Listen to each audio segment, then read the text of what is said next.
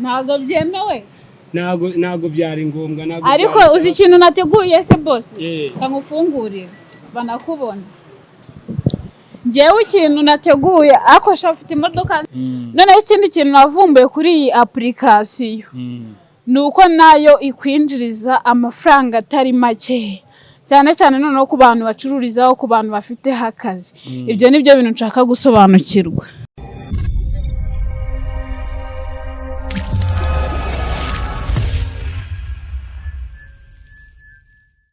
Mwiriwe neza abakunzi ba Joyeuse Original TV, nizere ko mumeze neza. Mbere na mbere kambanze mbasuhuze kuko mbafitiye amakuru meza, nimugende mugume hano, mugume hafi yanjye, nimugende. Murabizi yuko njyewe umunsi mba nateguye kuza nkavuga nje hano. Kamera ungaragaze neza, nizere ko ndi kugaragara neza. Uri kumva nkavuga ngo uyu munsi wa none nje hano. Mbere na mbere kambanze mbereke umupira nambariye mwahamwe imbere. Of course murabona uyu mupira nambaye mwimbere hano, uyu nguyu mubanze murebe ikirango cyawo. Murabizi neza muri iyi minsi maze iminsi ndi kwamamaza iyi kampani cyangwa se iyi application, ariko ntago mwigeze musobanukirwa ibintu byinshi. Niyo mpamvu rimwe na rimwe tuba tugomba guhura n'ababikuriye n'abakuriye iyo kampani. Niyo mpamvu rero maze iminsi nshaka kubahuza n'umubosi wayo, bikumva akabasobanurira. Rero mbere na mbere ntarajya kure, iyi kampani cyangwa se iyi application ni ishinzwe gucuruza ibintu byanyu. Abantu benshi mugomba kuyigana mukayikoresha kuko icururizwaho ibibanza, icururizwaho amazu, icururizwaho ibintu byose, amateleviziyo, nyine mbese abantu benshi bayifataho amasoko. Rero namwe mutaratinda nimufate amasoko kuri iyi application muyinjiremo, kubera yuko ubwayo iranabahemba. Uko ugenda umuntu akwinjiraho ubwayo iyi application iraguhemba. Niyo mpamvu rero kubera yuko ndagira ngo aba YouTubers banjye mubimenye, abantu munkurikira kuri YouTube channel yanjye mubimenye, kubera yuko ni ibintu bya danje mba ngira ngo mbagezeho. Mwebwe ntago mwaye mubizi, abari babizi ni abantu banjye bakurikiraga Instagram yanjye, Facebook na TikTok, ariko ndifuza ko n'aba YouTube channel banjye mubimenya, abantu mwakoze subscribe by'umwihariko mubimenya, n'abandi mutayikoze kubimenya ni by'agaciro, kubera yuko iyi application ije ngo ibavane mu bukene. Kuko ntago bikwiye kuba uri umuntu ufite smartphone ugura mega za buri munsi, ariko bikaba bikugora kubona icyo kurya, bikaba bikugora. Urabizi iyo ufite telefone uba wishimiye ko wabonye mega, nanjye ndabizi uba wishimiye ko wabonye mega, ariko kuva iyi application nayibona tigenga ibiryo bya buri munsi saa sita na nijoro. Kubera iki? Kubera yuko tuyikoreraho ibintu byinshi. Murabizi ko nanjye ubwanjye nagiye mu bintu by'ubucuruzi, ahantu hose ndahakorera. Ubwo rero by'umwihariko ndashimira uyu mukameramani uri kudukamera, kubera yuko nabonye ari umwana mwiza. Ubu ngubu rero nahamagaye boss w'iyi application, aho tugiye kumubereka akanadusobanura ku bintu byinshi bigiye bijyanye n'iyi application. Ubu ngubu aho nanjye kino kiganiro nuko yambwiye yuko ageze muri parikingi ya hano kwa Nyagiso. By'umwihariko mbabwira yuko turi kwa Nyagiso. Ese mwe murambona mute? Murabona narakeye? Noneho tugiye kugenda aho tugiye kujyana kureba wa muhungu wacu. Mbese ni umubosi, nimba ari umubosi, niba ari umuhungu, niba ari umugabo simbizi. Ariko nzi ni bosi wanje. Ariko muze tujyane kandi mwicare hano mwumve ubusobanuro. Ndakeneye mugume hano mwabantu mwe. Njye Joyeuse nababwiye ngo ho nzagafatira, nzagenda mbazanira ibintu by'ubwenge. Natangiye ndi umukozi wo mu rugo, ariko ubu nsigaye ndi umuntu wa danje ushobora kwifuzwa n'uwo ari we wese. Kandi koko nibyo nkurikije ukuntu nsigaye mbayeho, ubuzima nsigaye mbayeho, ama TikTok yanjye, Facebook yanjye abantu murabinyereka, nshimira abantu mwese mukomeje kubana nanjye. Cameraman ngwino tujyane kureba boss wacu. Bisido best shop diaspora online. Ese ukeneye kugura no kugurisha? Ushaka kugura inzu, ibibanza n'imodoka n'ibindi? Yego, ndabikeneye. Nta handi wabisanga ni muri Bisido. 0783 36 258. Bisido sale. Umukire wacu. Boss amakuru. Ese Joye ko ndeba ufite amamayike bimeze bite? Sinanje kukwakira nyine nka boss. Ngombwa ko Ahubwo banze umeri ifite muri iyi modoka. Oya. Ahubwo ngiye ndimo ndibaza kubera iki nyine wateguye ko baza kunkamera koko. Ntago byemewe. Nago byari ngombwa nago. Ariko uzi ikintu nateguye se boss? Yeah. Kangufungurira banakubona. Ngewe ikintu nateguye ako shafite imodoka nziza. Nose wambaye rifite. Si muri Bisido se? Nta handi wagurira uretse. None se ko none nshaka ikibanza cy'500 nakibona. Ikibanza cy'500. 500 koko wakibona hejo waye. None se ibibanza bya make twebwe nago tugomba kubimenya. Cyokoze atari mu mujyi wa Kigali nta kigo. Nka hehe? Wenda tuvuge haryo turuka hehe. Muruka Karongi ko nago nshaka iki Karongi. Wenda twarebya nk'Ikarongi cyangwa se impande yaho. Ubundi wenda ufite 2.2 n'igice. Nagutuza wenda nka hano mu ntuzi. 2 zihuriye n'ibihumbi 500. Oya no kuvuga ngo 500 mu mujyi wa Kigali biragoye. Biragoye pe. Ndashaka ikibanza kandi seriye boss wanjye, ndashaka ikibanza niyo hataba mu mujyi wa Kigali. Nagukorera ga surprise nkakongeraho wenda ndisengisa tukarebera hariya muce z'Induba. Hari ahantu hariya za Nyaburoro cyokoze mazi ibibanza wenda bya miliyoni. Ariko ni mu buhinzi. Kandi twebwe tutanga serivisi bitewe tukwereka master plan y'ahantu ubutaka bwagenewe. Bivuze ngo rero nago nakugurisha ahantu ngo nkubeshye ngo ni mu buki mu bwubatsi kandi ari mu buhinzi. Hari n'abagenda bakakugurisha mu mashyamba. Wari ubizi se? Iyi modoka mana yanjye. Mujye akanyenga se. None se yego. Iyi modoka rwose. Nizeye kare kuri bume uri ifute. Humura ndagutahana uyu munsi ndakudropinga wanyu. Amin. Dore hano rero ni kwa Nyagitso muri make impamvu mumbabarire rwose boss nagomba gukora ibintu nababwiye. Ariko uranunguye byo uranunguye. Ariko impamvu nkubwiye nyine mbisize kuri kamera ni ukuri twagira ngo no kuba nerekanye ko mfite umubosi wa danje ugenda mu hagiye imodoka bayita ivatiri. Numva ni hafi yaho gusa ejo bundi tuzahura noneho. Hari izo mfite hariya nkodesha ariko nago gase nkodesha imodoka ejo bundi ngiye kujya mu ntara. Oya ahubwo numvishe ufite ubutisimu wadutumira tukazagutwara fofuri kuko nubundi bamajije kuba wacu.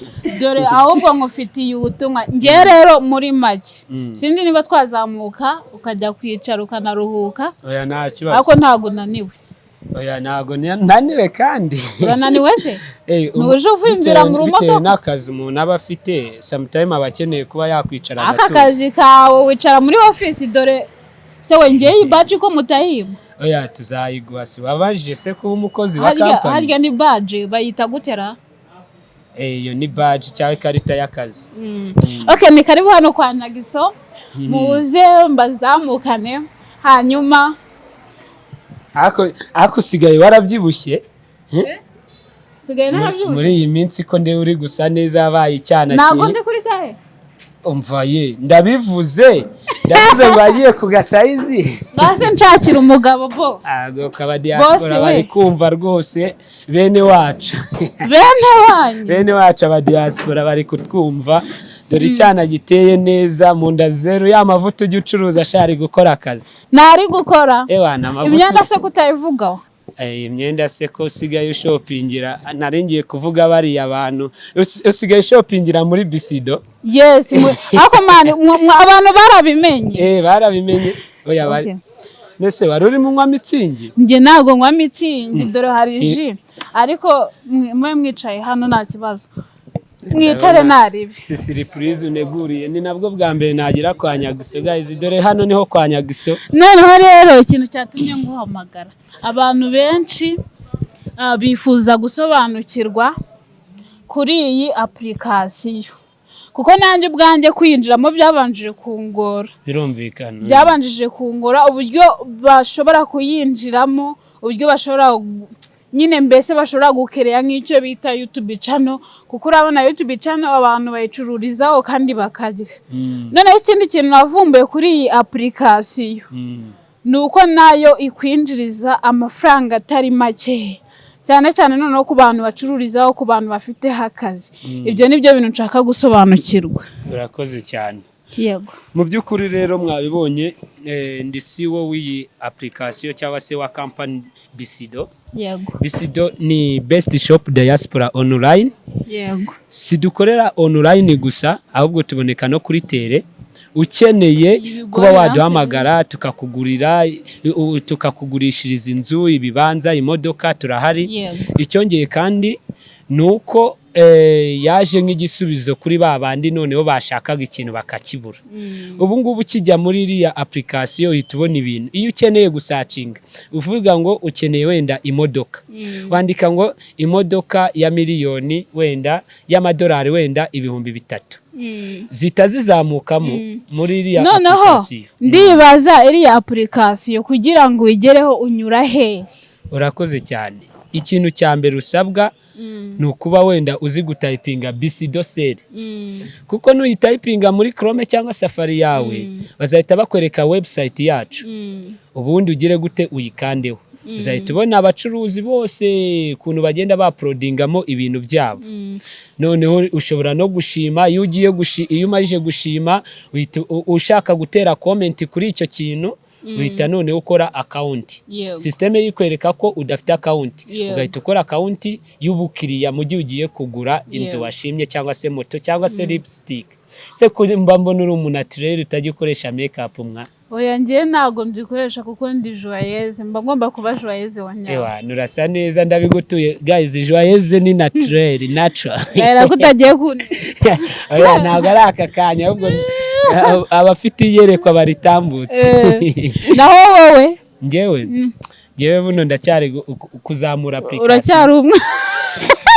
Ntago ndabimenya. Umwana? Ntago ndi umwana yego. Joyeuse nanjye ndi umwana. Nanjye ndacyari kwamamaza application. Ubwo bivuze ngo nimara kumenywa abantu bose bayizi tuzahita dukora igikwe. Ubukwe cyangwa ninjye nawe. Ubukwe si ngombwa cyane. Ubukwe buraza bugateranya abantu kuri social media, ubukwe si ngombwa cyane. So rero guys, inshuti zacu, abantu banjye mbita babu, abantu banjye muri aba my love banjye, abantu banjye muri byose byanjye. Icyo nababwira no kugana iyi application. Uyu munsi mbazaniye boss wayo, ubutaha nanjye nzabazanira naguze ikibanza maje kukishyura cyangwa se inzu, kuko nangiye application bro nanjye nayinjiyemo. Ubu ngubu ni hahandi nsigaye nyina nkahita nshyiraho umwenda wanjye nkahita nkugurisha. Mwabantu mwe ikintu tubakangurira ni ukuba ufite telefone ya smartphone ariko ubukene bukaba bukwije. Izi application ziragufasha mu buryo bwumvikana.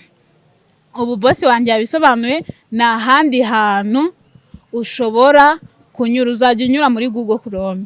Yego, no kuri Play Store application yacu irahari. Gusa Google Chrome ikintu yahita igufasha no kukwereka ari biriya bintu bandi bagiye bapostinga abacuruzi. Kandi nkwibutsa ko iyo uri umucuruzi cyangwa se wakoze account y'ubucuruzi ubihemberwa bitewe nuko washarinze ya link, abantu bakakwinjiraho bakora account urabihemberwa. Ugenda ubona amafaranga ari kwizamura amadolari, iyo bigeze ku madolari 5 wemerewe kubikuza. Ariko ziko bijya binanira gusoma intuze. Bisido se? Bisido. Ase ngaho kavuge reka twumvi gukotora. Vuga Bisido bisobanura iki mu magambo arambuye? So Bisido nyine ni company. Best shop diaspora online. Best shop online. Guys, ntabwo akotoye mutubwire muri comment. Best shop online. Best shop diaspora online. Best shop diaspora online. Akakanu mukamfatiremo shoti. Subiramo. Best shop Diaspora online. aya mahinga guys mutubwire muri comment nimba atarashe inkuba. So rero guys ubu hari ikindi kintu nibagiye kubaza boss wanjye. Ako murabona ukuntu mfite boss mwiza usa neza. Ongeraho ukiri muto yari. Ukiri mutoya uze tuzi imyaka ufite. Nese ko Imana yadusize tuvuta. Ako nanjye Imana yansize amavuta. Oya ese ko ibiceri biranaharire gasharira. Guys icyo nzi cyo Joyeuse noneho abantu bose bamuzi mu isura ya kera ubu yarahindutse. Oya Joyeuse wari umukozi wo mu Yewe bwanye numvaga ahubwo tutari buhure numvaga atari bunyiyereke none turahuye finale. Amina urabona ko gukira byanshishije bugufi. Ewana kabisa. So nshuti zanjye ku bundi busobanuro ikindi kintu muzakenera muzatwandikira tugarure boss bamwita Diaspora ni umunyamahanga ariko ni umunyarwanda. Gusa abantu bafite amatsiko yo kumenya aho hantu ako kazina impamvu nakiswe hari ikiganiro nshaka kuzabaha ewana kivuga kuri diaspora noneho nyirizina ndabatumiye rero. Icyo kiganiro kaneze kuzagitanga kuri gusa reka nta kibazo ikindi navuga nese usununguye ubusonge urareba nigeze mbyishimira ariko nyine mbyisanzemo ariko kutambwira ngo nzi kwagitinga neza nabyo nzi ayiwe. So guys Diaspora agiye kungurira akantu ngiye gusinda mu kanya. Murakoze rero Imana ibarinde kandi Imana ibahe umugisha. Ibindi bintu muzakenera mujye mwandika muri comment mutubaze. Gusa mukeneye kuba badanje mugani iyi application kuzagenda uyisharinga ni kuzagenda ubona amadolari bahemba mu madolari. Iyi application yacu ihemba mu madolari. Diaspora murakoze kandi murakoze Imana ibahe umugisha. Okay nanjye ndagukunda cyane bye.